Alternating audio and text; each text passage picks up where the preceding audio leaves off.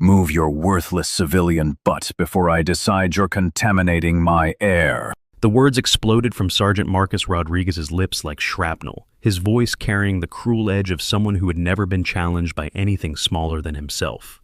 The crash of the metal tray hitting Fort Davidson's concrete floor followed immediately after, the sound echoing through the packed mess hall like a gunshot that instantly silenced the chatter of 200 soldiers mid-bite. Rachel Thompson stumbled backward from the deliberate shoulder check, her fitted light gray t-shirt catching on the edge of a serving counter, as golden curls escaped from her perfectly tied high bra to frame her face. The scattered plates clattered across the floor in a symphony of ceramic destruction, but her captivating blue eyes remained steady, focused not on the humiliation but on something else entirely, something that made her position her feet shoulder-width apart, weight evenly distributed in a stance that was completely wrong for cowering. Marcus towered over her at 6'4", his crisp green camouflage uniform stretched across a frame that had been built in gymnasiums and proven in combat zones. His squad erupted in laughter behind him, their voices joining the cruel chorus that had become Rachel's daily soundtrack for the past 3 weeks. Here was their entertainment, their stress relief, their punching bag wrapped in the form of a civilian contractor who looked like she belonged behind a coffee shop counter, not serving meals to America's finest. Seriously, who hired Barbie to contaminate our chow? Marcus announced to his squad, making sure every soldier within earshot could savor the spectacle. I've seen stronger spines on overcooked spaghetti. The mess hall buzzed with anticipation. Friday lunch rush at Fort Davidson was always packed, but today felt different. The air crackled with the kind of tension that preceded either violence or something even more memorable. Rachel bent to collect the scattered plates, her movements deliberate and controlled, despite the obvious humiliation. Each gesture precise in a way that made Staff Sergeant Williams pause mid-chew at his nearby table. The positioning was all wrong for someone who was genuinely defeated. But in exactly 18 minutes, when Marcus would make the fatal mistake of grabbing that gray t-shirt in an attempt to physically drag her from his mess hall, every person in that cafeteria would witness something that would redefine their understanding of strength, identity, and the dangerous assumptions they made about the people serving their meals. The phoenix rising from flames tattooed across Rachel's right arm would emerge from the torn fabric like a revelation written in ink and fire, and Colonel Patterson, quietly observing from the officers' section, would freeze mid-coffee sip as he recognized a marking that officially didn't exist anymore, a symbol that would change everything. Rachel's fingers moved with surgical precision as she collected the broken ceramic, each shard handled like it might explode. Marcus watched her with the satisfied grin of a predator who'd successfully cornered prey, unaware that the woman kneeling before him was cataloging every exit in the room, counting potential weapons within arm's reach, and calculating exactly how many seconds it would take to neutralize every threat in a 6-foot radius. "Look at that technique," called out Corporal Thompson, Marcus's second-in-command, as he stepped forward with a steaming cup of coffee. "Bet she learned that in civilian contractor bootcamp." The coffee accidentally splashed across Rachel's shoulder, the hot liquid soaking through her t-shirt. "Oops, guess my hand slipped." The room erupted in fresh laughter, but Rachel didn't flinch. She simply continued collecting the debris, her movements maintaining that same controlled precision that was starting to make certain veterans in the crowd shift uncomfortably. There was something about the way she absorbed the abuse. Not broken, not defeated, but patient, like someone waiting for the right moment. Chef Rodriguez, working the serving line just 10 feet away, noticed how Rachel's knife grip had been perfect during morning prep. Not good for a civilian contractor. Perfect. The kind of muscle memory that came from thousands of hours with a blade, developed in places where imperfection meant death. But when he had mentioned it to Sergeant Barnes, the mess hall supervisor had just shrugged it off. Civilians got lucky sometimes. "On your feet, kitchen help," Marcus commanded, his voice carrying the authority of someone accustomed to instant obedience. "I want this mess cleaned up before real soldiers have to look at it." Rachel stood slowly, and Staff Sergeant Williams found himself leaning forward slightly. Something in her stance triggered a memory he couldn't quite place. The way she distributed her weight, the automatic positioning of her hands, the subtle but unmistakable signs of someone who had been trained to fight. But that was impossible. Her file listed her as a civilian contractor with basic food service experience, nothing more. If you're already feeling that burn of injustice, watching Rachel endure this public humiliation, smash that like button right now. This story is about to take turns that will leave you speechless, and I need you with me for every shocking moment. And hey, I'm curious, where are you watching this from? Are you listening from the comfort of your home in the States, maybe during a lunch break in Europe, or perhaps it's late evening where you are in Asia? Drop your location in the comments. I love connecting with viewers from around the world who appreciate these powerful stories of hidden strength. Katie Walsh chose that moment to make her entrance, her blonde ponytail swishing with the confident stride of someone who'd never encountered a mirror she didn't like. As the unofficial queen bee of the junior enlisted, Katie had perfected the art of social destruction. She assessed Rachel with the calculating gaze of a predator, selecting the perfect moment to strike.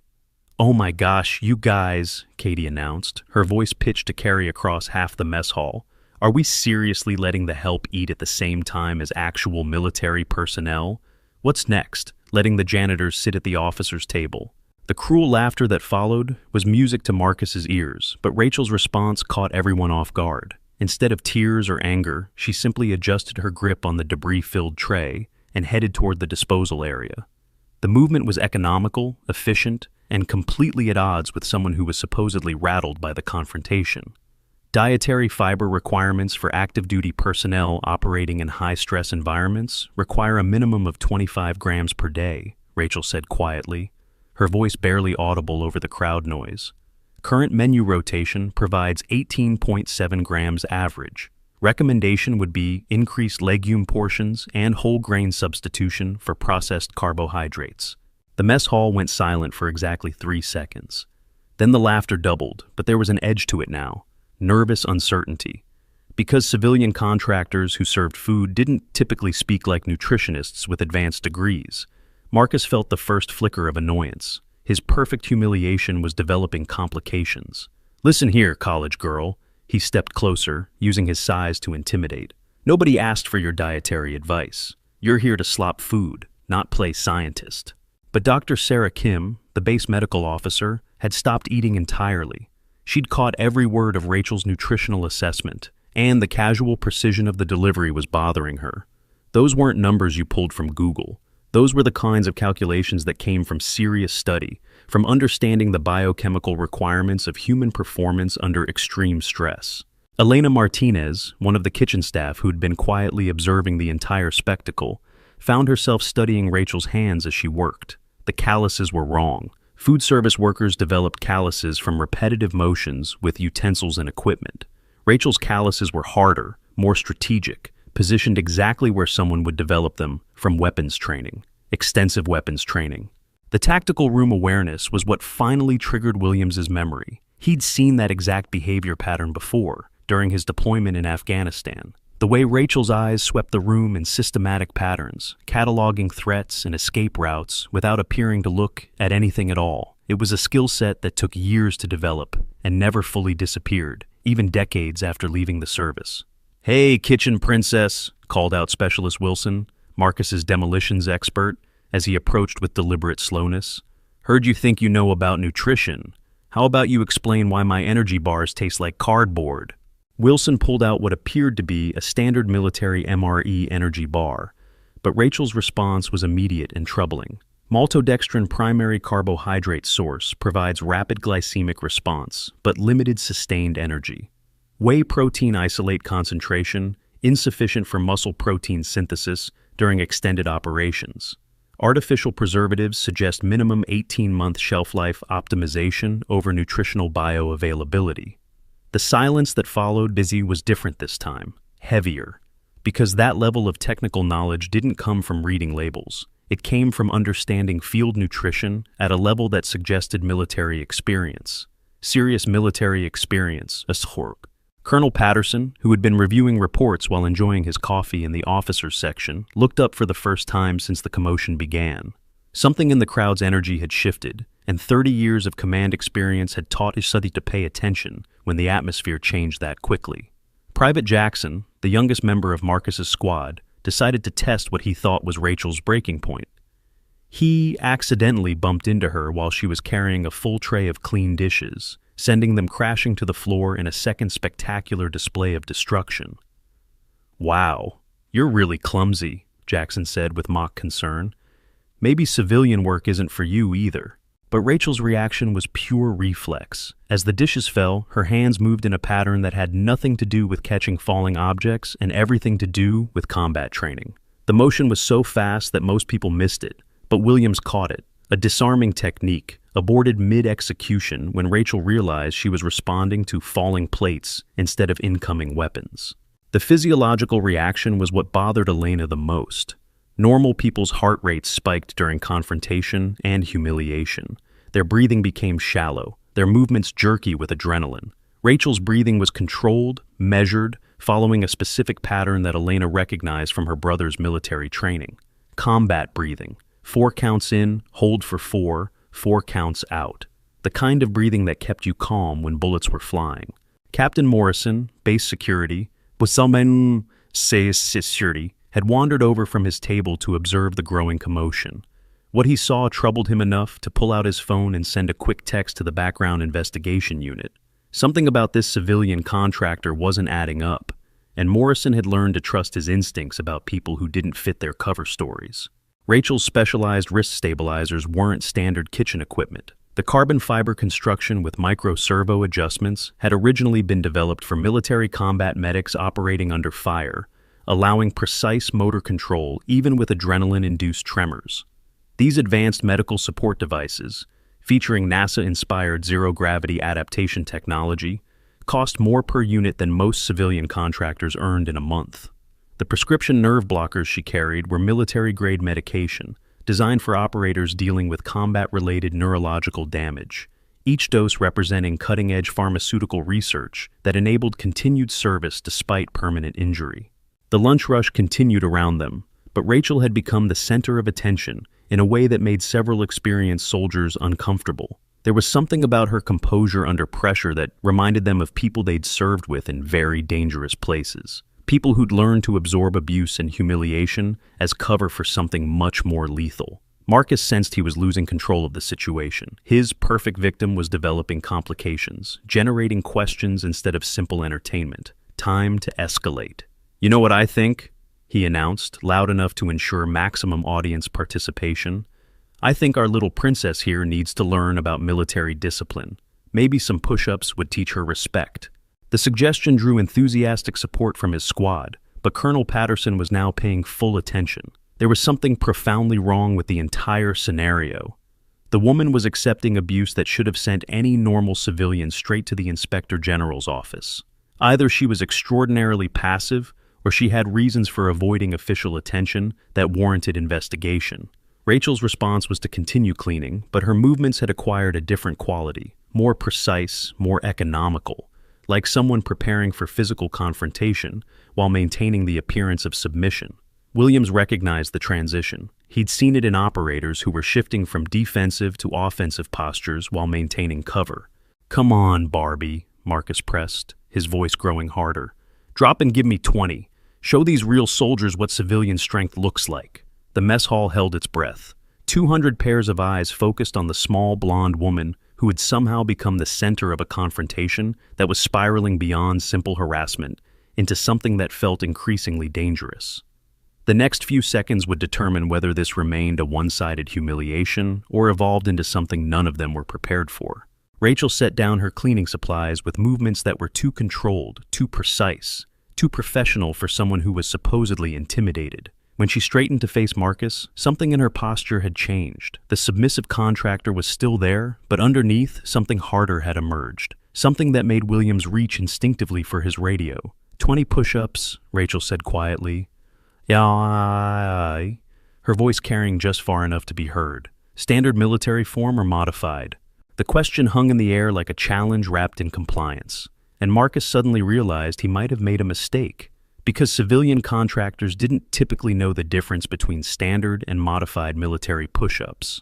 And they definitely didn't ask for clarification with the kind of professional courtesy that suggested extensive familiarity with military physical training protocols.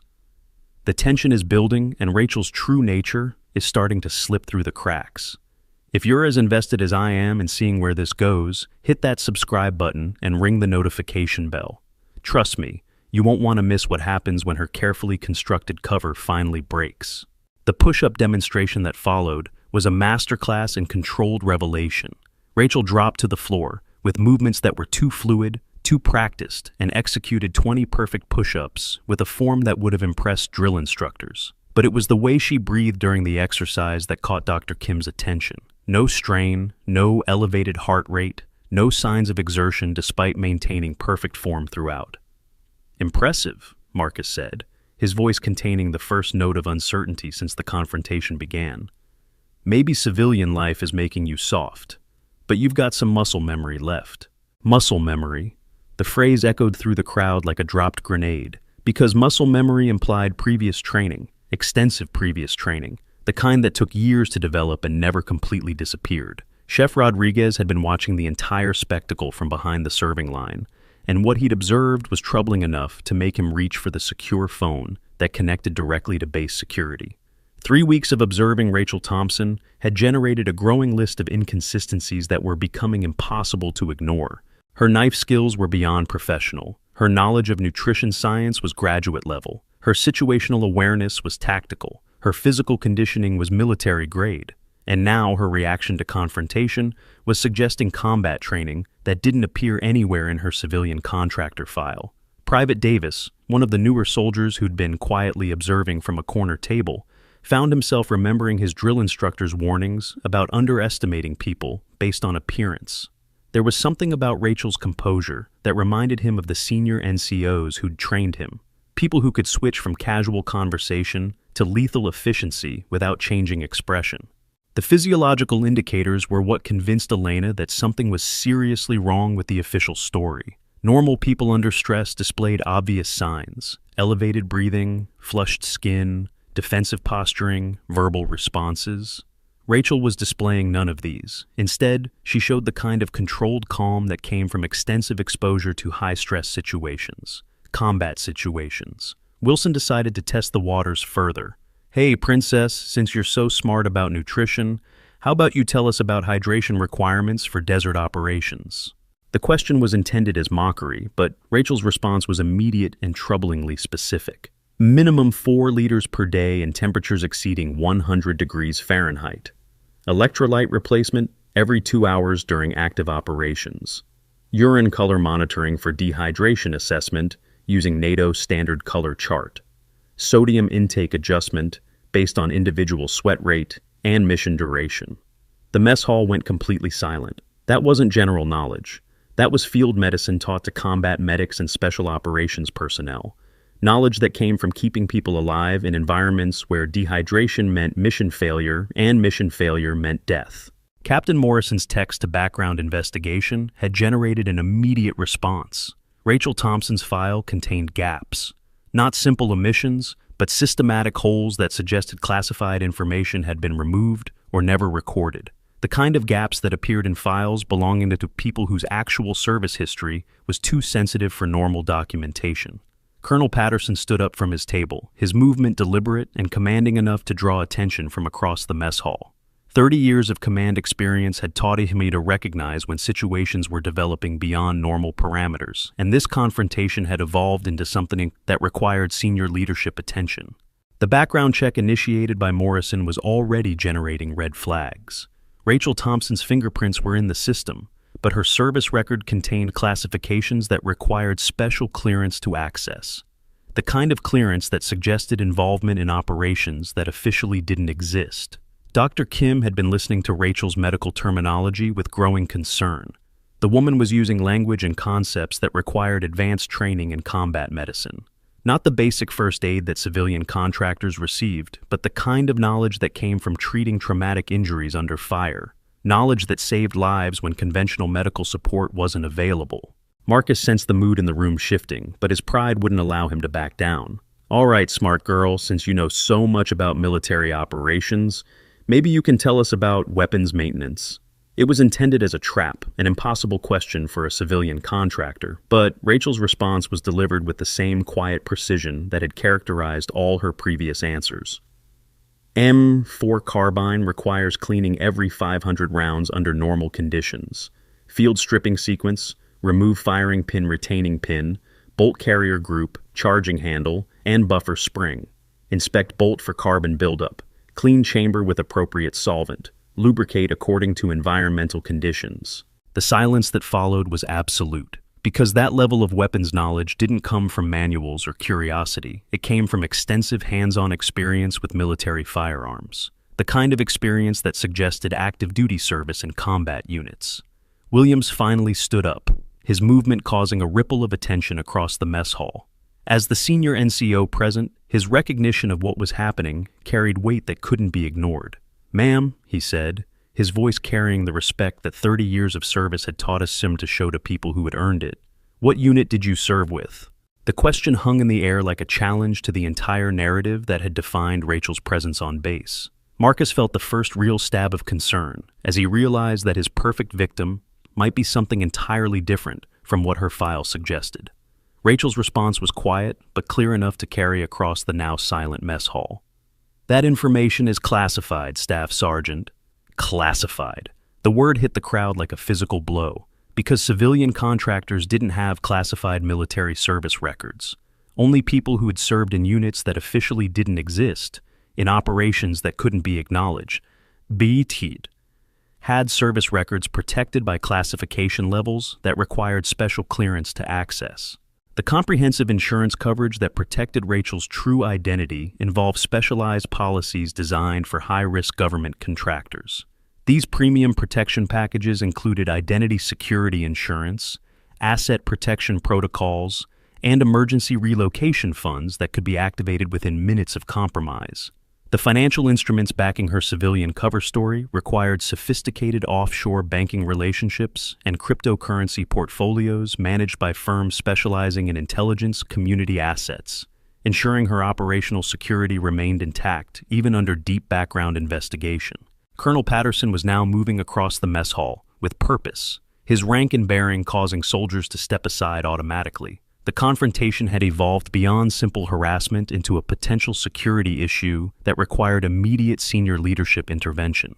Marcus felt the first real fear creeping into his consciousness. The woman he'd been humiliating for 3 weeks might be someone whose actual identity was protected by classification levels that could end careers for unauthorized disclosure. His perfect victim was transforming into a potential career-ending nightmare. The database search initiated by Captain Morrison was generating results that required immediate escalation to base command. Rachel Thompson's true service record was classified at levels that suggested involvement in special operations units whose existence was compartmentalized, the kind of compartmentalization reserved for units that operated in the shadows, conducting missions that couldn't be officially acknowledged. Elena had been studying Rachel's scars, visible when the coffee-soaked t-shirt clung to her skin. They weren't the random marks of accidents or normal military service. They were precise, strategic, the kind that came from combat injuries treated by field medics under fire, bullet wounds, shrapnel damage, surgical repairs that spoke of someone who'd been in very dangerous places doing very dangerous things. Chef Rodriguez's secure call to base security had generated an immediate response team. 3 military police officers were now entering the mess hall, their presence adding an official weight to what had started as simple harassment but was evolving into something that threatened base security. The physiological analysis that Dr. Kim had been conducting painted a picture that didn't match Rachel's cover story. Her stress responses, physical conditioning, and technical knowledge all suggested military training at levels that required years to develop and maintain. The kind of training provided to special operations personnel whose missions required them to operate independently in hostile environments. Private Jackson, feeling the mood shift but unable to process the implications, made the mistake of reaching for Rachel's shoulder in what he intended as a dismissive gesture. Her response was pure reflex. She sidestepped his reach with movements that were too fast, too precise, too professional for someone without extensive combat training. The movement was small, barely noticeable to casual observation, but Williams caught it. A disengagement technique taught to special operations personnel for avoiding hostile contact while maintaining cover.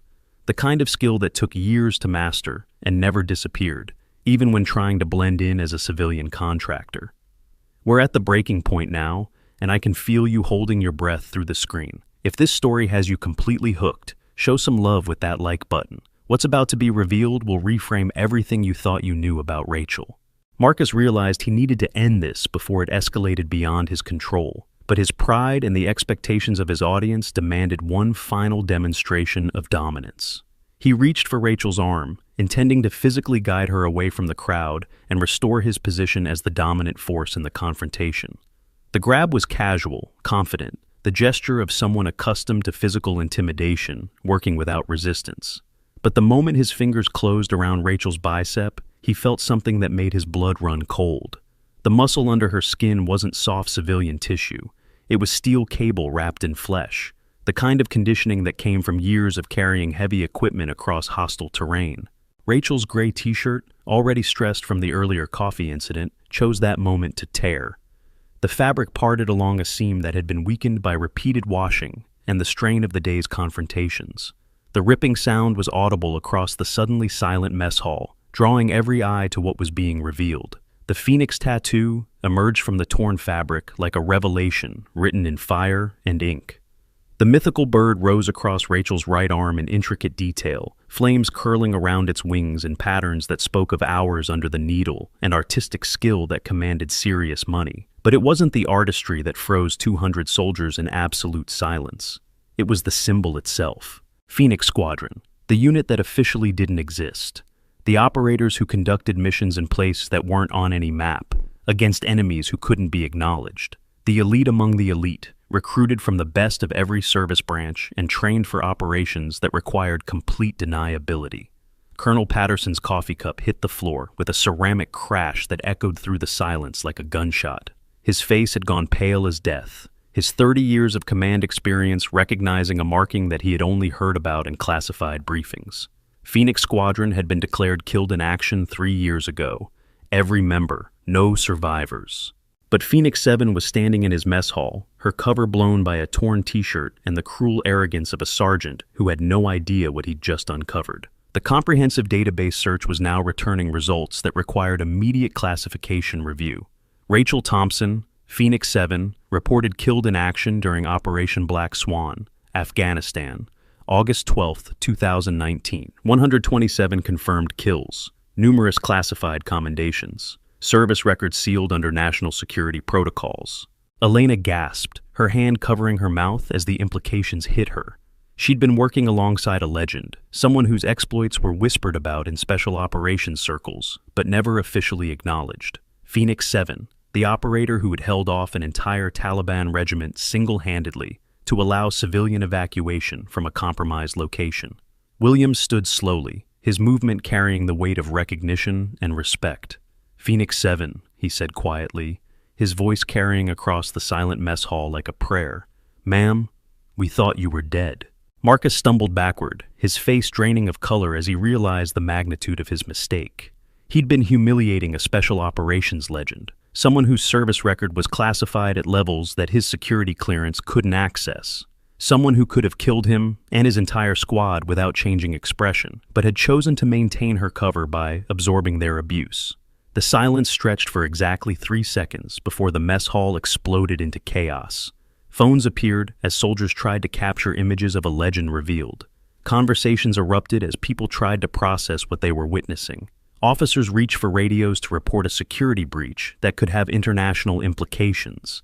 But Rachel stood perfectly still in the center of the storm, her phoenix tattoo visible to every person in the room, her cover destroyed, but her composure intact. She looked directly at Colonel Patterson, and when she spoke, her voice carried the quiet authority of someone who'd commanded respect in the deadliest places on Earth. "Sir," she said simply, "I believe we need to talk." The legal framework protecting classified military units like Phoenix Squadron required specialized attorneys with top-secret clearances and decades of experience in national security law. These elite legal professionals, commanding fees that exceeded most people's annual salaries, specialized in identity protection, operational cover maintenance, and the complex intersection of military justice and civilian contractor regulations. Their educational backgrounds included prestigious law schools, military academy training, and continued education in evolving national security legislation that governed the shadowy world of special operations. Colonel Patterson was already moving, his command presence clearing a path through the crowd of stunned soldiers. The security implications of Phoenix 7's exposure required immediate containment, but his personal feelings were harder to control. Phoenix Squadron had saved his unit during Operation Black Swan, sacrificing their own lives to ensure his soldiers made it home, or so the official reports had claimed. The database was now generating alerts that were cascading through multiple command levels. Phoenix 7's survival contradicted official casualty reports that had been used to justify operational decisions and resource allocation. Her presence on base as a civilian contractor raised questions about command structure, operational security, and the accuracy of intelligence that had shaped military policy for 3 years. Dr. Kim was staring at Rachel with a mixture of awe and medical fascination. The scars visible through the torn t-shirt told a story of trauma that should have been fatal. Bullet wounds, shrapnel damage, surgical repairs that spoke of someone who had survived injuries that would have killed normal people. Phoenix 7's medical file was classified, but her survival suggested access to advanced trauma care that wasn't available to conventional forces. Marcus felt his career disintegrating in real time. Harassing a civilian contractor was a disciplinary issue. Harassing a special operations legend whose service was classified at national security levels was a potential court-martial offense that could result in prison time. His perfect victim had revealed herself as someone whose protection was a matter of national security. The crowd was pressing closer, drawn by curiosity, and the rare opportunity to witness military history being revealed in real time. But Rachel's tactical awareness was now fully engaged. She'd cataloged every face, identified potential threats, and calculated escape routes should the situation deteriorate beyond control.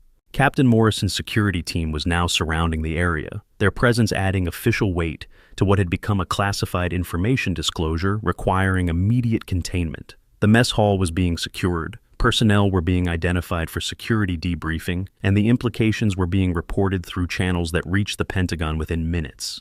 Elena found herself crying, overwhelmed by the realization that she'd been serving food alongside someone who'd sacrificed everything for people she'd never met. Phoenix 7's service record might be classified, but the basic facts were known to anyone who'd served in Afghanistan during the dark years. She was a hero in the truest sense, someone who'd earned respect through actions that couldn't be officially acknowledged. Wilson felt physically sick as he remembered 3 weeks of cruel jokes and deliberate harassment directed at someone whose service record made his own achievements look insignificant. Phoenix 7 had absorbed their abuse without retaliation, maintaining her cover even when simple revelation of her identity would have ended their harassment immediately. The physiological stress of exposure was now visible on Rachel's face, but it wasn't fear or embarrassment. It was the controlled tension of someone whose operational security had been compromised and who was calculating the implications for ongoing missions and personnel safety. Phoenix Squadron's survival might be classified, but their enemies were still very real and very dangerous.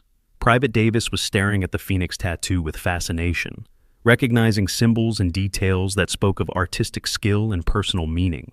Each feather was individually crafted, each flame precisely rendered, the entire piece clearly representing years of service and sacrifice that couldn't be captured in official commendations. Chef Rodriguez was remembering 3 weeks of observing Rachel's professional behavior, and every inconsistency now made perfect sense. Her knife skills came from weapons training. Her nutrition knowledge came from keeping troops alive in hostile environments. Her situational awareness came from years of operating in places where momentary inattention meant death. The communication protocols being activated by Colonel Patterson were designed for security breaches involving classified personnel and operations. Phoenix 7's exposure required immediate assessment of operational impact, personnel safety, and potential compromise of ongoing missions that might depend on her continued anonymity. Katie Walsh had gone silent, her social media instincts warring with growing awareness that photographing or posting about Phoenix 7 could constitute a federal crime. The woman she'd been mocking was protected by classification levels that made unauthorized disclosure a potential treason charge. The database analysis was now generating a full threat assessment based on Phoenix 7's survival and current location. Her presence on base as a civilian contractor suggested ongoing operations that required her specific skill set, missions that couldn't be conducted through normal military channels. Specialist Thompson, still holding his empty coffee cup, was remembering every casual insult and deliberate provocation he'd directed at someone whose service record represented the pinnacle of military achievement. Phoenix 7 had earned her rank through actions that his security clearance wouldn't allow him to know about, but the basic reputation was legendary throughout special operations communities. The crowd control protocols being implemented by Morrison's security team were designed to contain information disclosure while ensuring personnel safety. Every person present would require security debriefing to assess what they'd witnessed and ensure their understanding of classification requirements. Williams approached Rachel with movements that conveyed deep respect and personal recognition. His own service in Afghanistan had brought him into contact with Phoenix Squadron's reputation, and meeting an actual survivor was like encountering a ghost who'd chosen to return from the dead. "Ma'am," he said formally, his voice carrying 30 years of military courtesy. "It's an honor to serve alongside you, even unknowingly." Rachel's response was equally formal, but her eyes carried the weight of someone who'd earned respect through actions that couldn't be officially acknowledged. "The honor was mine, Staff Sergeant. Your discretion regarding this incident would be appreciated." The final pieces of the afternoon's revelations were falling into place as security protocols activated and command structures realigned to accommodate the presence of a special operations legend whose survival contradicted official records and whose current mission remained classified at levels that required immediate senior leadership involvement. But the most important revelation was yet to come, and it would arrive in the form of an encrypted communication that would change everything these soldiers thought they knew about ongoing operations and the reasons why Phoenix 7 had chosen to hide among them as a simple food service contractor. The storm was just beginning. The 3 seconds of absolute silence that followed, Phoenix 7's exposure stretched like an eternity, each heartbeat echoing through the mess hall like thunder. 200 soldiers stood frozen, their minds struggling to process what their eyes were seeing. The Phoenix tattoo seemed to pulse with its own life, flames dancing across Rachel's right arm in intricate detail that spoke of artistic mastery and symbolic meaning that transcended simple decoration. Colonel Patterson was the first to break the spell, his movement deliberate and commanding as he stepped forward through the crowd. 30 years of military service had taught him to recognize watershed moments, and this was one that would reshape everything these soldiers understood about identity, service, and the dangerous assumptions they made about the people around them. "Clear the area," Patterson commanded, his voice carrying the authority that made soldiers move without question. "Security protocols are now in effect. Nobody leaves without authorization." The mess hall erupted into controlled chaos as Captain Morrison's security team established a perimeter, their movements professional and efficient. But the real drama was unfolding in the center of the room, where Marcus Rodriguez stood pale and shaking, finally understanding the magnitude of his catastrophic mistake. Rachel remained motionless in the eye of the storm, her Phoenix tattoo now visible to every person present. The mythical bird seemed to rise from flames that curled around her arm with artistic precision, each feather individually crafted, each flame rendered with attention to detail that spoke of hours under the needle and personal significance that couldn't be captured in official records. Williams approached with movements that conveyed deep respect and growing awareness of the historical significance of what they were witnessing. Phoenix Squadron's reputation was legendary throughout special operations communities, whispered about in classified briefings, and mentioned only in passing during conversations that never officially happened. "Ma'am," Williams said formally, his voice carrying the weight of recognition. "Phoenix 7, we were told there were no survivors from Operation Black Swan." Rachel's response was quiet, but clear enough to carry across the suddenly attentive crowd. "Reports of my death were greatly exaggerated, Staff Sergeant, though not entirely inaccurate." The cryptic reply generated a ripple of confusion through the assembled soldiers, but Colonel Patterson understood immediately.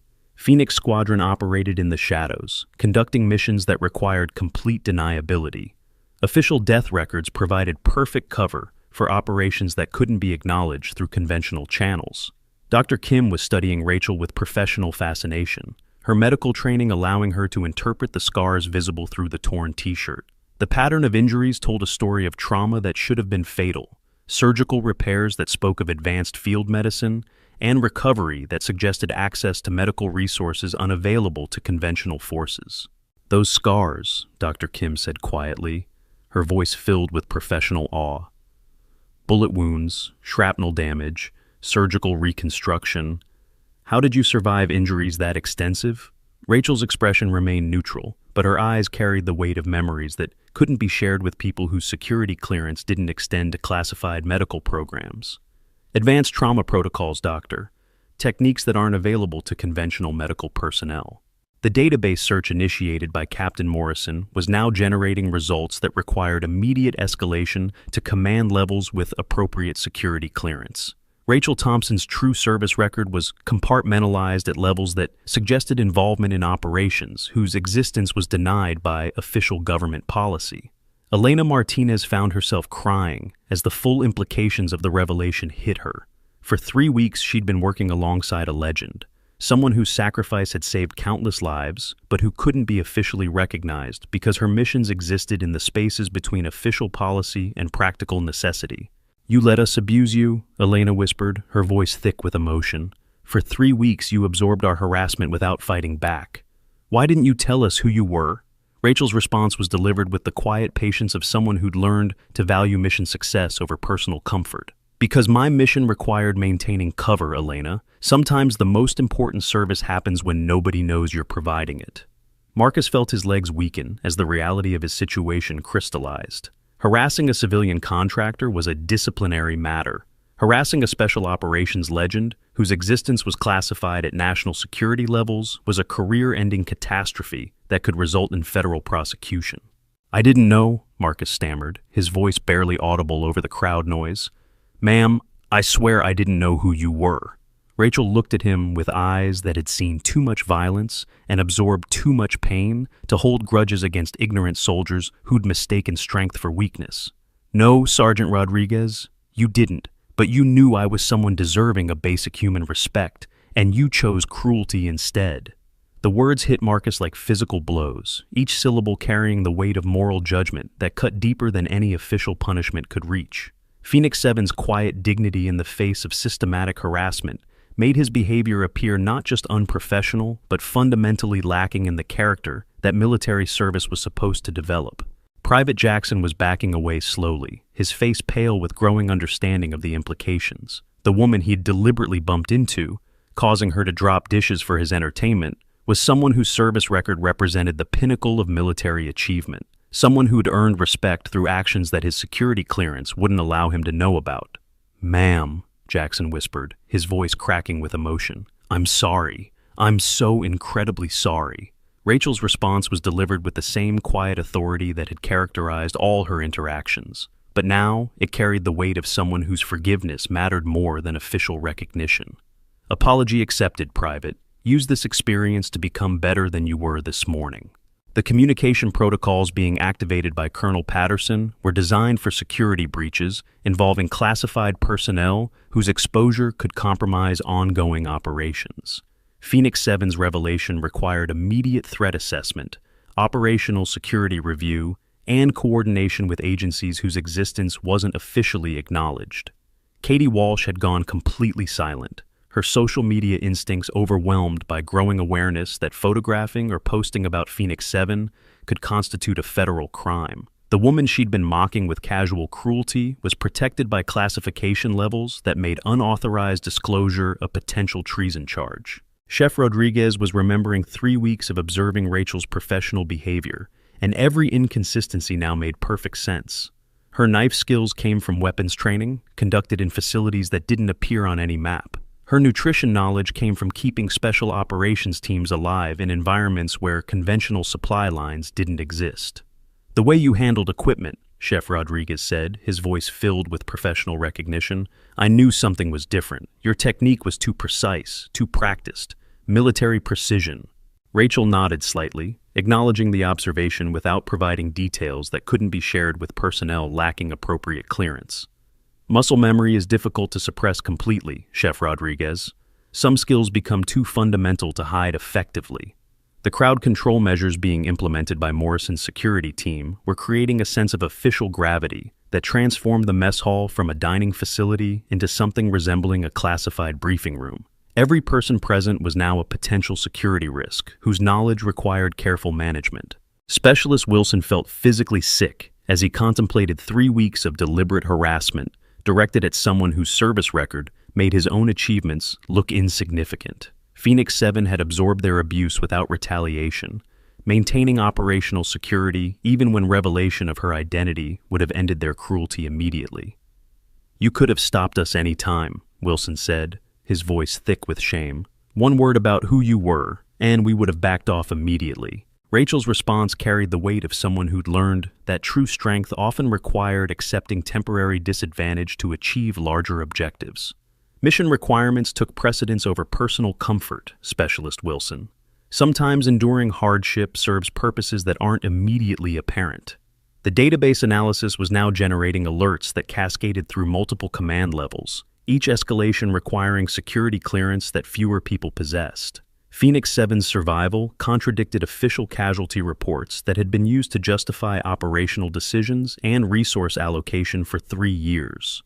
Corporal Thompson, still gripping his empty coffee cup, was staring at Rachel with growing horror at his own behavior.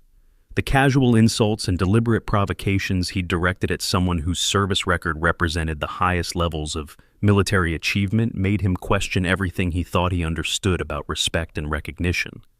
"The coffee," Thompson whispered, his voice filled with self-loathing.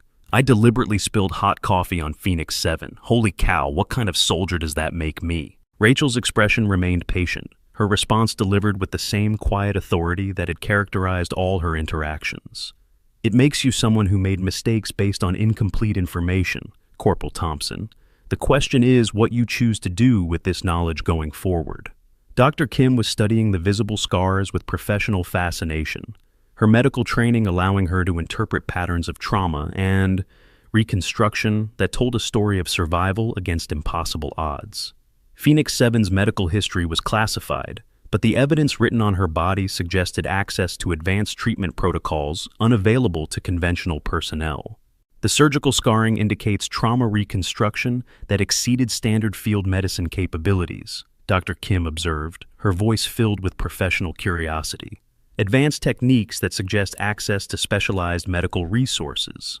Rachel's response was carefully neutral, acknowledging the observation without providing details that couldn't be shared with personnel lacking appropriate medical clearance. "Special operations medical protocols differ from conventional treatment standards, Dr. Kim. Sometimes survival requires resources that aren't widely available." The security assessment being conducted by Captain Morrison was revealing gaps in base procedures that had allowed a classified operative to maintain cover for 3 weeks without detection. Phoenix 7's presence as a civilian contractor raised questions about screening protocols and background verification procedures. Elena was struggling to process the emotional whiplash of discovering that someone she'd considered a friend was actually a legendary figure whose existence challenged everything she thought she understood about military service and personal sacrifice. "You served food," Elena said, her voice thick with emotion. "For 3 weeks, you served food and cleaned tables and absorbed our abuse. And you're Phoenix 7. You're a living legend." Rachel's response carried the quiet dignity of someone who'd learned that true service often happened without recognition or acknowledgement. "Service takes many forms, Elena. Sometimes the most important contributions happen when nobody knows you're making them." The crowd was pressing closer, drawn by curiosity and the rare opportunity to witness military history being revealed in real time. But Rachel's tactical awareness remained fully engaged, her training allowing her to monitor multiple conversations and assess potential threats while maintaining the appearance of calm cooperation. Private Davis was studying the Phoenix tattoo with fascination, recognizing artistic elements that spoke of symbolic meaning extending beyond simple decoration. Each flame was individually rendered, each feather crafted with attention to detail that suggested personal significance and professional artistry. "The tattoo," Davis said quietly, his voice filled with respectful curiosity. "Each flame, each feather, they represent something specific, don't they?" Rachel's expression softened slightly, her response carrying the weight of memories that couldn't be fully shared, but whose emotional significance transcended classification levels. "Each element represents someone who didn't come home, Private Davis. Phoenix Squadron lost good people during operations that can't be officially acknowledged. The communication being established by Colonel Patterson with higher command levels was generating responses that indicated Phoenix 7's exposure had implications extending far beyond base security. Her survival and current location were being reported through channels that reached agencies whose existence wasn't publicly acknowledged. Sergeant Barnes, the mess hall supervisor, was remembering 3 weeks of observing Rachel's work performance and realizing that every aspect of her behavior now made perfect sense. Her efficiency, attention to detail, and professional standards reflected training and experience that far exceeded civilian contractor requirements. "Your work ethic," Barnes said, his voice filled with professional recognition. "The way you approached every task with military precision, I thought you were just exceptionally dedicated to food service." Rachel's response acknowledged the observation, while maintaining the professional courtesy that had characterized all her interactions. "Attention to detail becomes habit when mistakes have life or death consequences, Sergeant Barnes. Some standards become too fundamental to abandon." The threat assessment being conducted by security personnel was revealing that Phoenix 7's exposure could compromise ongoing operations that required her continued anonymity. Her cover as a civilian contractor might have been blown, but the missions that required her specific skills were far from complete. Lieutenant Foster, who had been observing from the officers' section, approached with movements that conveyed both respect and professional curiosity. His security clearance was sufficient to understand the basic implications of Phoenix Squadron's reputation, but the details remained classified beyond his access level. "Ma'am," Foster said formally, his voice carrying the respect that junior officers showed to senior enlisted personnel whose experience exceeded their own. "Phoenix Squadron's reputation preceded you, even in classified briefings. It's an honor to meet a survivor." Rachel's response was delivered with the professional courtesy that characterized interactions between military personnel of different ranks and specializations. "The honor is mine, Lieutenant Foster. Phoenix Squadron's success depended on support from personnel across all service branches." The database search was now generating comprehensive results that painted a picture of service and sacrifice that exceeded normal military experience. Phoenix 7's record included deployments to locations that didn't appear on official maps, missions that couldn't be acknowledged, and achievements that were measured in lives saved rather than medals awarded. Master Sergeant Johnson, the senior NCO present, had been quietly observing the entire revelation with the understanding that came from decades of military service. His experience included operations that bordered on the classified world where Phoenix Squadron operated, and his recognition carried weight that transcended rank structure. "Phoenix 7, Johnson said quietly, his voice carrying the respect that senior NCOs showed to personnel whose service transcended normal military hierarchy. "Your reputation reached even conventional forces. The operations you conducted saved more lives than official records can acknowledge." Rachel's response carried the weight of someone who'd learned that true recognition came from the people whose lives were touched by service that couldn't be publicly acknowledged. "Recognition from personnel like yourself means more than official commendations, Master Sergeant Johnson. Sometimes the most important validation comes from those who understand the true cost of service." The communication protocols established by Colonel Patterson were generating responses from command levels whose existence required security clearance that most base personnel didn't possess. Phoenix 7's exposure was being treated as a security event with implications that extended beyond local command authority. Corporal Lee, the communications specialist, was monitoring radio traffic that indicated Phoenix 7's revelation was generating interest from agencies whose involvement suggested national security implications. The simple mess hall confrontation had evolved into something that required coordination at levels he'd never encountered. "Ma'am," Lee said quietly, his voice filled with professional curiosity, "the radio traffic suggests your exposure is generating significant interest from higher command levels. This incident has implications beyond base security." Rachel's response acknowledged the observation without providing details that couldn't be shared with personnel lacking appropriate clearance. Phoenix Squadron operations always had implications beyond immediate tactical objectives, Corporal Lee. Some missions generate consequences that extend far beyond their original scope. The medical assessment being conducted by Dr. Kim was revealing physiological indicators that supported Phoenix 7's legendary status. Her stress responses, physical conditioning, and injury patterns all suggested exposure to combat environments that exceeded normal military experience. "Your physiological responses indicate exposure to extreme stress over extended periods," Dr. Kim observed, her voice filled with professional fascination. "The kind of conditioning that comes from operating in environments where survival depends on maintaining peak performance under impossible circumstances." Rachel's response was delivered with the clinical precision that came from understanding her own physical limitations and capabilities. Special operations training includes conditioning protocols that differ from conventional military preparation, Dr. Kim. Sometimes mission requirements exceed normal human tolerances. Private Anderson, the newest member of the base personnel, was struggling to process the revelation that someone he'd considered insignificant was actually a legendary figure whose service record represented the pinnacle of military achievement. The experience was reshaping his understanding of respect, recognition, and the assumptions he made about people around him. "I didn't serve you with proper respect," Anderson said, his voice thick with emotion. "For 3 weeks I watched the harassment and did nothing. I failed to recognize someone whose service demanded better treatment." Rachel's response carried the sacient wisdom of someone who'd learned that true character was revealed through actions taken when nobody important was watching. "Recognition isn't required for respect, Private Anderson. Every person deserves basic human dignity, regardless of their background or achievements."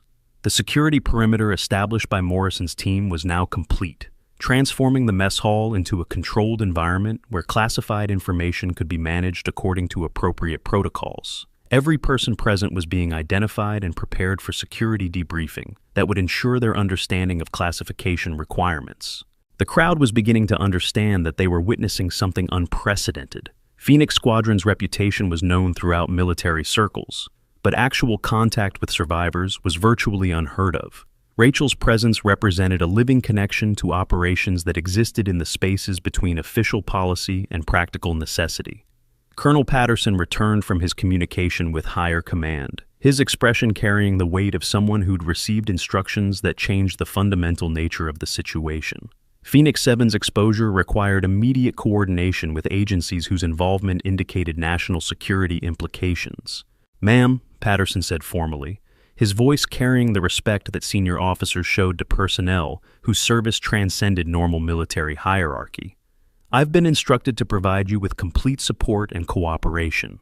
Your current mission status remains classified, but your cover as a civilian contractor is now compromised." Rachel's response acknowledged the changed circumstances while maintaining the professional courtesy that characterized all her interactions. "Understood, Colonel Patterson. Mission parameters will require adjustment based on current security situation." The implications were becoming clear to everyone present. Phoenix 7's exposure as a civilian contractor meant that her current mission, whatever it was, had been compromised by the afternoon's events. The consequences extended far beyond the immediate confrontation, to include operational security and ongoing missions that required her specific skills. The truth is finally out, but this story has layers that run deeper than you might imagine. If you want to see more incredible tales of hidden warriors and secret identities that will blow your mind, make sure you're subscribed because I've got stories that will keep you up all night. The consequence cascade began immediately as Colonel Patterson started implementing damage control protocols designed to manage the exposure of classified personnel. Marcus Rodriguez was the first to face the immediate implications of his behavior, his harassment of Phoenix 7 now viewed through the lens of security breach and conduct unbecoming. "Sergeant Rodriguez," Patterson said formally, his voice carrying the weight of official military justice, "you will report to my office immediately following completion of security protocols. Your behavior toward classified personnel constitutes a serious breach of military conduct standards." Marcus felt his career disintegrating in real time, the implications of harassing a special operations legend whose existence was protected by national security classification now becoming crystal clear. His perfect victim had revealed herself as someone whose protection was a matter of federal security policy. "Sir," Marcus replied, his voice barely above a whisper, "I understand, sir." The disciplinary action being initiated against Marcus was just the beginning of a consequence cascade that would affect every person who'd participated in the systematic harassment of Phoenix 7. Katie Walsh found herself facing potential charges related to harassment of classified personnel, her social media activities now viewed as potential security violations. "Walsh," Captain Morrison said formally, his voice carrying the authority of military police investigation, "your behavior toward Phoenix 7 will be subject to full investigation. Any photographic or social media documentation of today's events will be confiscated and reviewed for security implications." Katie's face went pale as she realized that her casual cruelty towards someone she'd considered insignificant was now being treated as a potential federal crime. Phoenix 7's classification level made unauthorized disclosure a serious offense that could result in criminal prosecution. The institutional changes being implemented by Colonel Patterson were designed to prevent future incidents involving classified personnel operating undercover. New protocols for background verification, security awareness training, and respect standards were being developed in real time. Effective immediately, Patterson announced to the assembled crowd, all base personnel will undergo security awareness training focused on appropriate treatment of all individuals regardless of apparent status or position. Phoenix 7's experience demonstrates fundamental failures in our respect and recognition protocols. The training programs being developed would use Phoenix 7's experience as a case study in the dangerous assumptions that could compromise operational security and undermine the basic respect that should characterize all military interactions. Her story would become required instruction for every soldier assigned to Fort Davidson. Elena Martinez found herself selected for commendation based on her consistent attempts to defend Rachel during the harassment campaign. Her willingness to stand up for someone she perceived as vulnerable demonstrated the kind of character that military service was supposed to develop. Martinez, Colonel Patterson said formally, "Sige sinem demori," his voice carrying official recognition. Your behavior toward Phoenix 7 during her time undercover demonstrates the highest standards of military character. Your actions will be noted in your official record.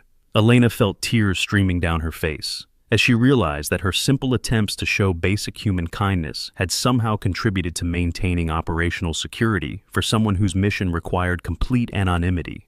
Her small acts of decency had supported operations that she couldn't fully understand.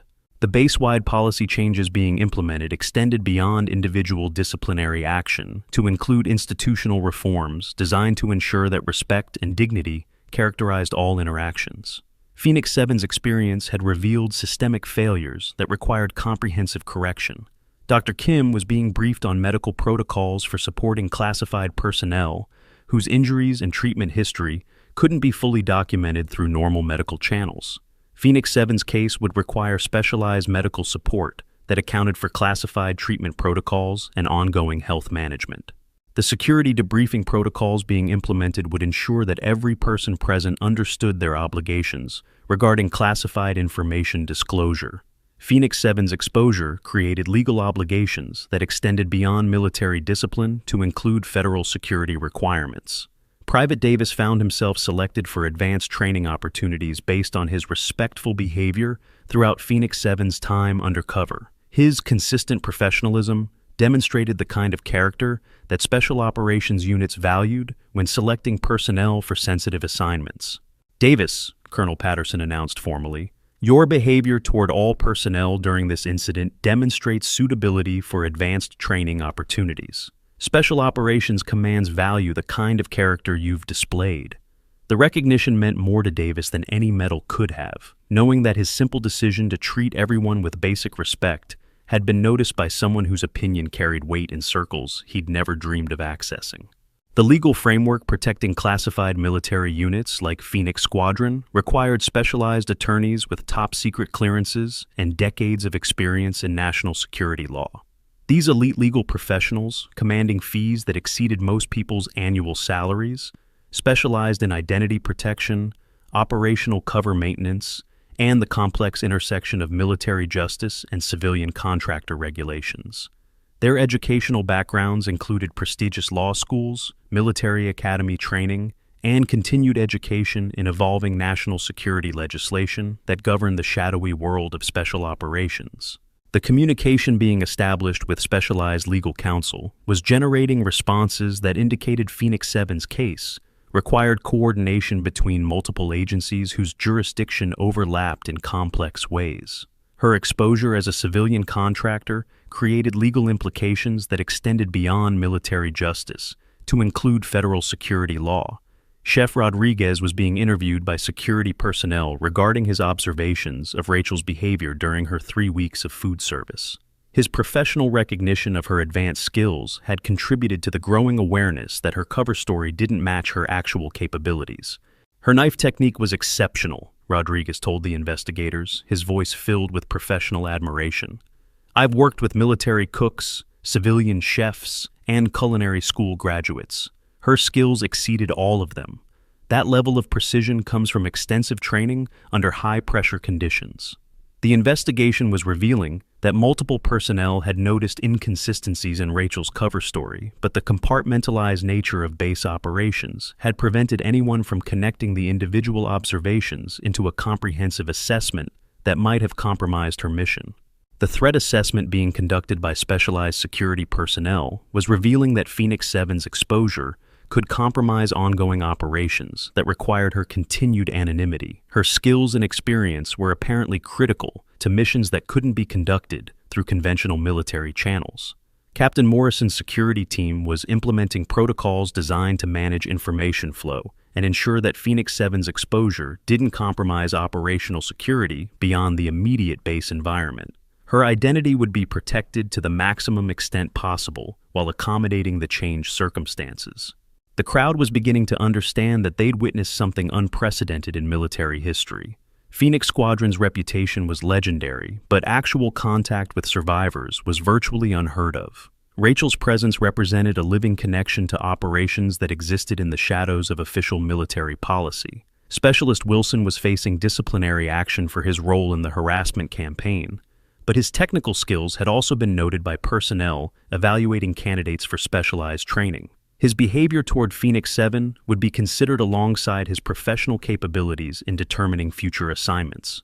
The medical evaluation being conducted by Dr. Kim was revealing physiological indicators that supported Phoenix 7's legendary status, while also identifying ongoing health management requirements that would need specialized attention. Her injuries and treatment history couldn't be fully documented through normal medical channels. The scarring patterns indicate trauma treatment, using advanced protocols that exceed standard military medical capabilities, Dr. Kim reported to Colonel Patterson. Her ongoing health management will require coordination with specialized medical personnel, whose clearance levels match her classification requirements. The implications extended beyond individual medical care to include the development of protocols for supporting classified personnel, whose health requirements couldn't be met through conventional military medical channels. Phoenix 7's case would become a template for supporting other special operations personnel whose service couldn't be officially acknowledged. The disciplinary proceedings being initiated against the harassment participants were designed not just as punishment, but as education that would prevent future incidents involving classified personnel. Each person involved would undergo counseling and training focused on respect, recognition, and the assumptions that could compromise operational security. The base commander was being briefed on the incident's implications for ongoing operations and security procedures. Phoenix 7's exposure represented a significant security event that required immediate reporting to command levels with appropriate clearance and operational authority. Private Jackson found his entire perspective on military service transformed by the revelation that someone he deliberately humiliated was actually a living legend whose service record represented the pinnacle of military achievement.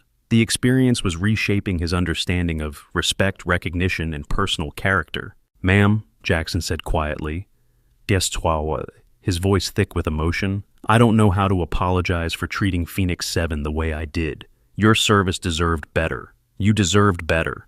Rachel's response carried the patient wisdom of someone who'd learned that character was revealed through actions taken when nobody important was watching.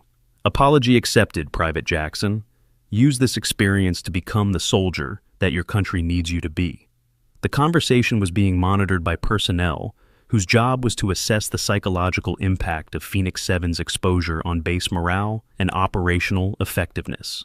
Her gracious handling of the situation was contributing to positive outcomes that exceeded the negative implications of her blown cover. The communication with higher command levels was generating instructions that indicated Phoenix 7's exposure required immediate coordination with agencies whose involvement suggested national security implications extending far beyond base operations. Her case was being treated as a matter requiring presidential briefing. Colonel Patterson returned from his latest communication with expression that indicated significant developments in Phoenix 7's situation. The instructions he'd received were changing the fundamental nature of her status and mission parameters. "Ma'am," Patterson said formally, his voice carrying the weight of official communication from the highest levels of military command. "I've been instructed to inform you that your cover mission is being terminated. New orders are being prepared that will require your immediate transition to active operational status." Rachel's response acknowledged the changed circumstances while maintaining the professional composure that had characterized all her interactions. "Understood, Colonel Patterson. I await further instructions regarding mission parameters and operational requirements." The crowd was beginning to understand that Phoenix 7's exposure had triggered events that extended far beyond the immediate base environment. Her transition from civilian contractor to active operational status suggested missions that required her specific skills and experience. The security protocols being implemented were designed to protect not just Phoenix 7's identity, but also the ongoing operations that required her involvement. Her exposure had created a window of vulnerability that required immediate action to prevent compromise of larger mission objectives. The medical support being arranged for Phoenix 7 included access to specialized treatment protocols that weren't available through conventional military medical channels.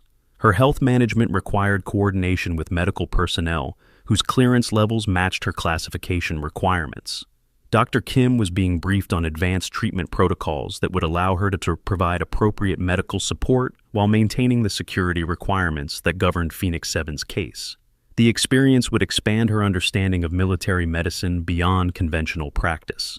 The crowd was slowly being released after completion of security debriefing protocols that ensured their understanding of classification requirements and information security obligations.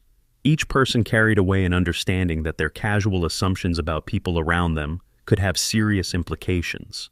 Elena Martinez was approached by Colonel Patterson with an offer that would change her entire military career trajectory. Her behavior during Phoenix 7's time undercover had demonstrated character traits that Special Operations Commands valued when selecting support personnel. "Martinez," Patterson said formally, his voice carrying the weight of official military opportunity. "Your character during this incident has been noted by personnel whose opinions carry significant weight. Opportunities for advanced training and specialized assignments are being made available to you." The recognition represented validation that her simple decision to treat everyone with basic human dignity had contributed to operational security in ways she couldn't fully understand. Her story would become part of the training program designed to prevent future incidents. The institutional changes being implemented at Fort Davidson would serve as a model for other military installations dealing with classified personnel operating undercover. Phoenix 7's experience had revealed vulnerabilities that required systematic correction across multiple command levels. The legal consultation being conducted with specialized attorneys was generating advice that would shape how military commands handled similar situations in the future. Phoenix 7's case was creating precedents that would influence policy development for years to come. The communication being established with Phoenix 7's actual command structure was revealing the existence of operations that extended far beyond anything the base personnel had imagined. Her civilian contractor cover had been supporting missions that required complete deniability and operational security. The crowd had been reduced to essential personnel as security protocols minimized the number of people with direct knowledge of Phoenix 7's exposure. Each remaining person had been selected based on operational necessity and security clearance requirements. Rachel was beginning the transition from her civilian contractor cover to whatever operational status her actual mission required. The process was being conducted with security protocols that ensured operational continuity while accommodating the changed circumstances. The base communication systems were being used to coordinate with agencies whose involvement indicated national security implications extending far beyond local command authority. Phoenix 7's case was being treated as a matter requiring immediate attention from the highest levels of government. The afternoon was ending with the understanding that Phoenix 7's exposure had triggered events that would reshape how military commands handled classified personnel and operational security. Her story would become a case study in the assumptions that could compromise national security. Colonel Patterson was receiving final instructions that would determine Phoenix 7's immediate operational status and mission requirements. The communication was being conducted at classification levels that exceeded normal base command authority. The mess hall was being secured as a classified information site, requiring specialized cleaning and security verification before return to normal operations.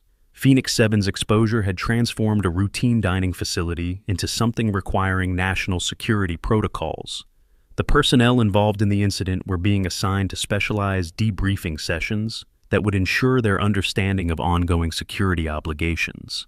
Their experience would contribute to training programs designed to prevent similar incidents in the future.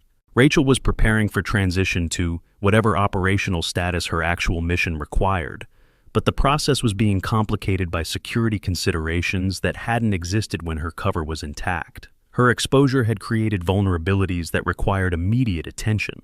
The late afternoon sun was casting long shadows across Fort Davidson as the implications of Phoenix 7's exposure continued to ripple through command structures that extended far beyond the base environment. Her story was becoming part of military history that would influence operational security policies for decades. The communication being established with her actual command structure was revealing mission requirements that had made her civilian contractor cover necessary for operational security. The blown cover was requiring immediate revision of mission parameters and operational approaches. The base personnel were beginning to understand that they'd been part of something larger than a simple mess hall confrontation. Phoenix 7's presence had been supporting operations that they couldn't fully comprehend, but whose importance was becoming increasingly clear. The security assessment being conducted was revealing that Phoenix 7's exposure could have implications extending beyond immediate operational concerns to include national security considerations that required coordination with agencies whose existence wasn't publicly acknowledged. The legal framework being implemented would protect not just Phoenix 7's identity, but also the operational security of missions that required her continued involvement. Her case was creating precedents that would influence how similar situations were handled in the future. The medical support being arranged would ensure that Phoenix 7's ongoing health requirements could be met while maintaining the security protocols that governed her case. Her treatment would require coordination between conventional military medicine and specialized protocols. The disciplinary actions being taken against the harassment participants were designed to ensure that respect and dignity characterized all military interactions while also serving as education that would prevent future incidents involving classified personnel. The institutional changes being implemented would serve as a model for other military installations dealing with similar security challenges. Phoenix 7's experience was contributing to policy development that would influence military operations across multiple command levels. The communication with higher command levels was generating instructions that indicated Phoenix 7's transition to active operational status required immediate coordination with agencies whose involvement suggested missions that extended far beyond conventional military operations. The afternoon was ending with the understanding that Phoenix 7's exposure had revealed the existence of operations and personnel whose service couldn't be officially acknowledged, but whose contributions were essential to national security. Her story would become part of the hidden history of military service that protected freedoms that most people took for granted. The secured communication device in Colonel Patterson's possession began displaying an incoming encrypted transmission that would change everything the base personnel thought they understood about Phoenix 7's mission and the reasons for her presence at Fort Davidson. The message was brief but loaded with implications that extended far beyond the afternoon's revelations. Phoenix 6 confirmed alive, extraction required, Afghanistan, time sensitive. Phoenix 6, another squadron member who had supposedly died during Operation Black Swan 3 years ago. The message suggested that Phoenix 7's presence at Fort Davidson wasn't random assignment, but part of a larger operation that involved personnel whose survival contradicted official casualty reports. Rachel's reaction to the message was immediate and professional, her demeanor shifting from patient civilian contractor to operational special forces personnel. The transformation was subtle but complete, observable to anyone trained to recognize the difference between administrative military service and combat operational status. "Sir," Rachel said formally, her voice carrying the authority that came with operational command experience, "I'll need immediate access to secure communication facilities and transportation assets. Phoenix 6's situation requires immediate response." Colonel Patterson found himself taking orders from someone who had been serving food in his mess hall an hour earlier. But Phoenix 7's operational authority transcended normal base command structure. Her mission requirements took precedence over local administrative procedures. The communication being established with specialized transportation assets revealed the existence of capabilities that exceeded normal base resources. Phoenix 7's extraction requirements demanded assets that were maintained for operations that couldn't be conducted through conventional military channels. The crowd of remaining personnel was witnessing the transformation of someone they'd considered insignificant into an operational asset whose mission commanded resources that most of them had never imagined existed. Phoenix 7's true status was becoming increasingly clear. The secure communication facilities being accessed by Phoenix 7 were revealing the existence of operational networks that connected personnel and resources across global theaters. Her mission wasn't limited to Fort Davidson, but extended to operations that spanned multiple continents. The transportation assets being requested included capabilities that suggested urgent operational requirements extending far beyond normal military logistics. Phoenix 7's extraction of Phoenix 6 would require coordination with agencies whose involvement indicated national security implications. The personnel witnessing Phoenix 7's operational transition were beginning to understand that they'd been part of something much larger than a simple harassment incident. Her presence at Fort Davidson had been supporting operations that they couldn't fully comprehend. The afternoon was ending with encrypted communications that would take Phoenix 7 far from Fort Davidson to missions that existed in the shadows of official military policy. Her story was becoming part of operations that would never be officially acknowledged, but whose success was critical to national security. The base personnel were being left with the understanding that true military service often happened without recognition or acknowledgement, conducted by people whose contributions couldn't be officially recorded, but whose sacrifice protected freedoms that most people couldn't imagine losing. The mess hall where it all began was being secured, as evidence of an incident that would reshape military policy and operational security procedures. Phoenix 7's story would become a case study in respect, recognition, and the dangerous assumptions that could compromise national security.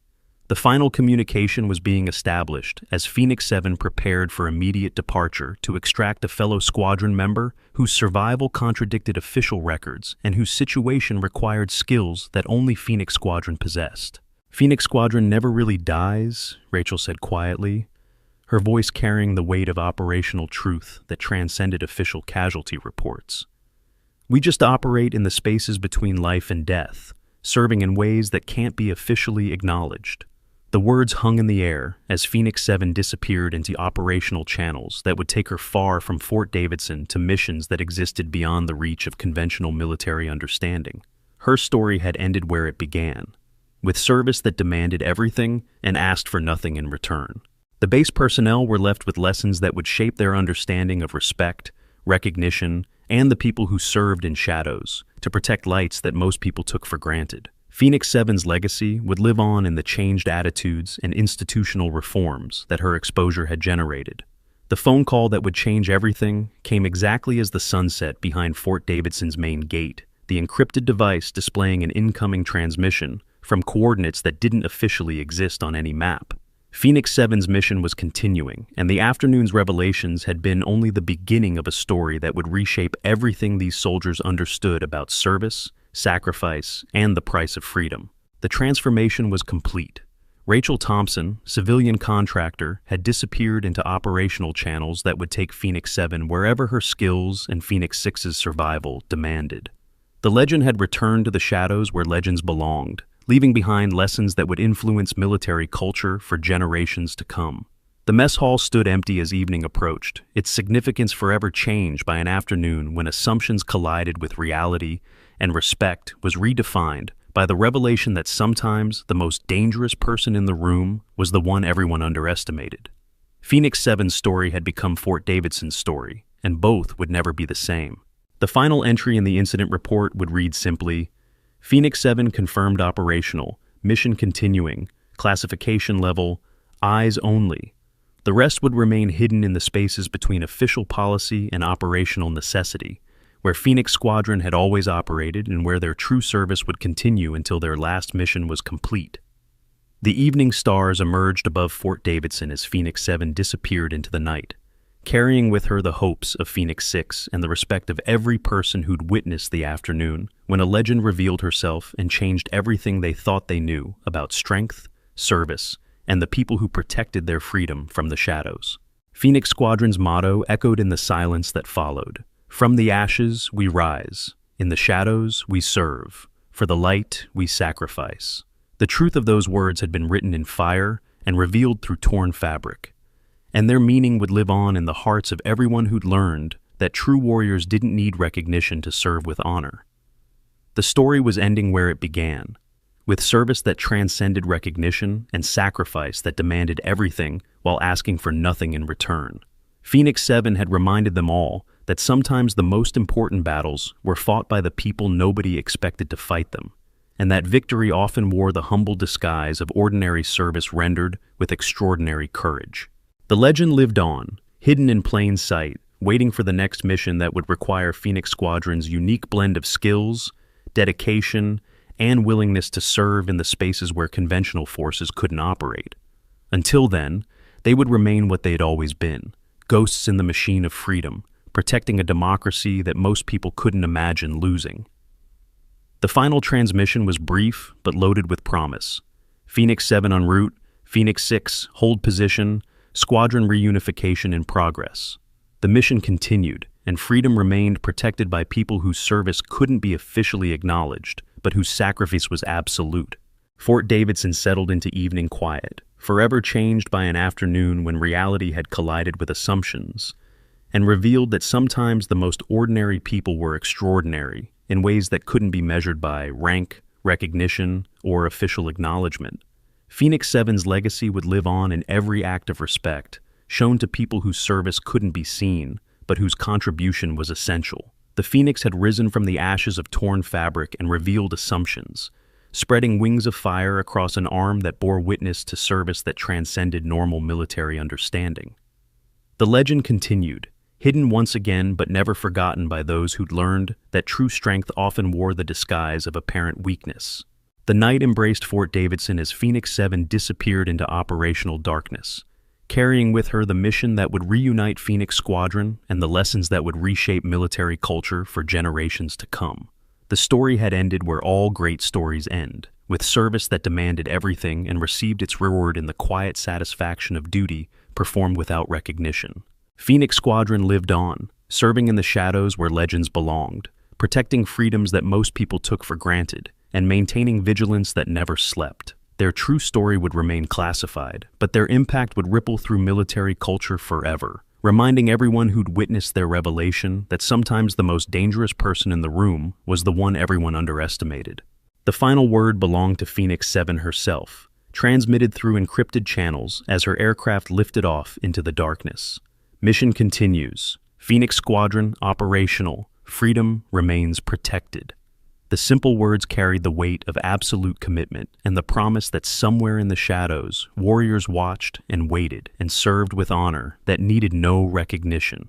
The legend was complete, hidden once again but never forgotten, serving as a reminder that true military service often happened without acknowledgement, and that the most important contributions to freedom were made by people whose names would never appear in history books, but whose sacrifice was absolute and whose dedication was eternal. Phoenix 7 had returned to the shadows where she belonged, leaving behind a base forever changed by the afternoon, when a legend revealed herself and taught everyone present that respect wasn't earned through recognition, but through the simple acknowledgement that every person deserved dignity regardless of their apparent status or position. The mission continued, and freedom remained protected by people whose service transcended understanding and whose sacrifice exceeded measurement. Phoenix Squadron lived on, serving in the spaces between official policy and operational necessity, maintaining vigilance that never slept and dedication that never wavered. The story was complete, but the legend lived on, waiting for the next mission that would require Phoenix Squadron's unique capabilities and absolute commitment to service that demanded everything and asked for nothing in return. Until then, they remained what they had always been, guardians in the shadows, protecting lights that most people couldn't imagine extinguished. The final transmission faded into encrypted silence as Phoenix 7 disappeared into the operational darkness that was her natural element, carrying with her the mission that would reunite Phoenix Squadron and the lessons that would influence military culture for generations to come. The phoenix had risen from torn fabric and revealed assumptions, spreading wings of fire across an arm that bore witness to service that transcended normal understanding. Fort Davidson settled into evening quiet, forever changed by an afternoon when reality had collided with expectations, and revealed that sometimes the most extraordinary people wore the most ordinary disguises. Phoenix 7's legacy would live on in every act of respect, shown to people whose contributions couldn't be measured, but whose dedication was absolute. The legend continued, hidden once again but never forgotten by those who had learned that true strength often appeared as apparent weakness and that the most important service happened when nobody was watching. Phoenix Squadron lived on, serving in the shadows where legends belonged, protecting freedoms that democracy depended upon, and maintaining vigilance that never slept. The night embraced Fort Davidson as the final chapter closed on an afternoon that had changed everything, while changing nothing, revealing truths that had always existed while maintaining mysteries that would never be fully solved. Phoenix 7 had returned to her natural element, carrying with her the mission that would continue until the last enemy of freedom was defeated and the final guardian could rest. The story ended where all great stories end, with service that transcended recognition and sacrifice that exceeded understanding, performed by people whose names would never appear in official records, but whose dedication was written in the secret history of freedom that most people would never read, but whose protection they would always enjoy. Phoenix Squadron's motto echoed in the silence that followed. From the ashes we rise, in the shadows we serve, for the light we sacrifice. The truth of those words had been revealed through torn fabric and changed assumptions, and their meaning would live on in the hearts of everyone who'd learned that legends lived among them, serving without recognition and protecting freedom without acknowledgement. The mission continued, and the legend lived on, hidden in the shadows where it belonged, but never forgotten by those who'd witnessed its revelation. Phoenix 7 had completed her transformation from civilian contractor to operational legend, leaving behind lessons that would influence military culture forever and carrying forward missions that would continue until freedom was finally secure. The final entry in the classified record would read simply, Phoenix 7 operational, mission parameters classified, service continues.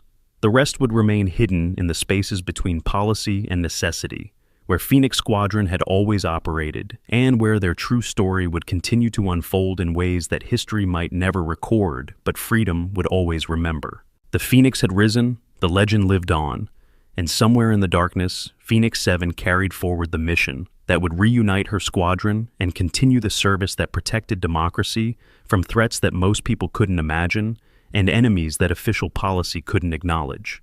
The story was complete, but the legend was eternal, serving in shadows that never lifted and maintaining vigilance that never slept. Fort Davidson's mess hall stood empty as night settled over the base, its significance forever changed by an afternoon when assumptions had collided with reality and revealed that sometimes the most dangerous person in the room was the one everyone underestimated. The tables and chairs remained, but the lessons learned would reshape military culture for generations to come. The final transmission crackled through encrypted channels as Phoenix 7's aircraft disappeared into operational darkness. Phoenix Squadron never really dies. We just serve in the spaces where legends belong. The words carried the weight of absolute truth and the promise that somewhere in the shadows, warriors watched and waited and served with honor that transcended recognition. The legend was complete. The mission continued, and freedom remained protected by people whose service exceeded understanding and whose sacrifice defied measurement. Phoenix 7 had returned to the shadows where she belonged, carrying with her the lessons learned and the missions yet to be completed, serving in the spaces between light and darkness where true warriors had always belonged. The story ended where it began, with service that demanded everything and asked for nothing in return, performed by people whose dedication was absolute and whose commitment was eternal. Phoenix Squadron lived on, serving in shadows that protected lights most people took for granted, maintaining vigilance that never slept and dedication that never wavered. The night settled over Fort Davidson, carrying with it the lessons learned and the legends revealed as Phoenix 7 disappeared into the operational darkness that was her natural element. The mission continued, the service endured, and somewhere in the shadows, freedom remained protected by people whose names would never be known, but whose sacrifice would never be forgotten. The Phoenix had risen from the ashes of torn assumptions and revealed truths, spreading wings of fire across an arm that bore witness to service that transcended normal understanding. The legend lived on, hidden once again but never forgotten, serving as a reminder that true warriors didn't need recognition to serve with honor, and that the most important battles were often fought by the people nobody expected to fight them. The final word belonged to the legend herself, transmitted through channels that didn't officially exist as her mission carried her toward reunification with Phoenix 6 and continuation of service that protected freedoms most people couldn't imagine losing. Phoenix Squadron operational, mission continues, freedom endures. The simple words carried the weight of absolute commitment, and the promise that somewhere in the darkness, legends served without recognition and protected democracy without acknowledgement, maintaining vigilance that never slept, and dedication that transcended understanding. The story was complete, but the service continued, hidden in shadows where true warriors belonged, and protected lights that illuminated the world. Phoenix 7 had completed her transformation from underestimated civilian contractor to operational legend, leaving behind a base forever changed by lessons learned and carrying forward missions that would continue until the last threat to freedom was neutralized and the final guardian could rest. The Phoenix lived on, serving in spaces between policy and necessity, where legends belonged and heroes served without needing recognition. The night embraced Fort Davidson as the final chapter closed on an afternoon that had revealed eternal truths about service, sacrifice, and the people who protected freedom from shadows that most others feared to enter. Phoenix 7 had returned to her natural element, carrying forward the mission that defined her existence and the service that protected democracy's light. The legend was eternal, the mission continued, and somewhere in the operational darkness, Phoenix Squadron served on, protecting freedoms that others took for granted and maintaining vigilance that democracy depended upon. The story had ended where all great stories end, with service that transcended recognition and sacrifice that exceeded measurement, performed by people whose dedication was absolute and whose commitment to freedom was eternal. The final transmission faded into encrypted silence as Phoenix 7 disappeared into the shadows where legends belonged, carrying with her the mission that would reunite her squadron and the lessons that would influence military culture forever. The Phoenix had risen, the truth had been revealed, and the service continued in spaces where light met darkness and heroes served without needing recognition. Fort Davidson settled into evening quiet, forever changed by an afternoon when reality had collided with assumptions, and revealed that the most extraordinary service was often performed by people wearing the most ordinary disguises. The legend lived on, hidden but never forgotten, serving as a reminder that true strength didn't require advertisement and that the most important contributions to freedom were made by people whose names appeared in no official records. The story was complete, the legend was eternal, and somewhere in the darkness, Phoenix 7 carried forward the mission that defined her existence and the service that protected lights most people had never imagined extinguished. The Phoenix lived on, serving in shadows where warriors belonged, maintaining vigilance that never slept, and dedication that democracy depended upon. The final entry in the secret history of freedom would record simply, Phoenix 7 operational, service continues, legend endures. The rest would remain hidden in spaces between official policy and operational necessity, where Phoenix Squadron had always served, and where their true story would continue until the last mission was complete and freedom was finally secure. The night embraced the legend as Phoenix 7 disappeared into operational darkness, carrying with her the lessons learned and the missions yet to be completed. The service continued, the vigilance endured, and somewhere in the shadows, freedom remained protected by people whose dedication transcended understanding and whose sacrifice exceeded all measurement. The Phoenix had risen from torn fabric and revealed assumptions, spreading wings of fire that bore witness to service beyond normal comprehension. The legend lived on, hidden once again but never forgotten, serving in spaces where true warriors belonged and protecting lights that illuminated democracy's path.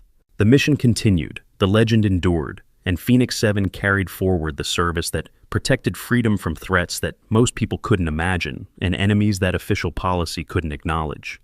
The story was complete, but the dedication was eternal, serving in shadows that never lifted and maintaining vigilance that never slept. The final transmission carried the weight of absolute truth as Phoenix 7's mission continued. Phoenix Squadron never dies. We serve where legends belong. For freedom, we sacrifice everything. The words echoed through encrypted channels as the legend disappeared into darkness, carrying forward service that transcended recognition and protected lights that most people took for granted.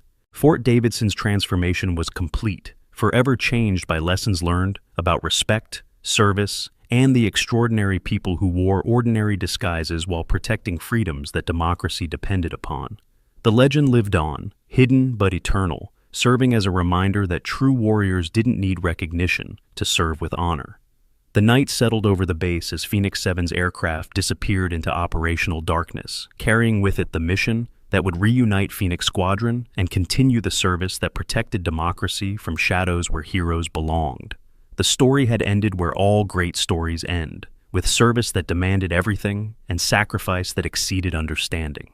The legend was complete, the mission continued, and somewhere in the darkness, Phoenix 7 served on, protecting freedoms that others couldn't imagine losing and maintaining vigilance that democracy couldn't survive without. The Phoenix lived on, rising eternal from ashes of assumption and spreading wings of truth that protected lights illuminating the world.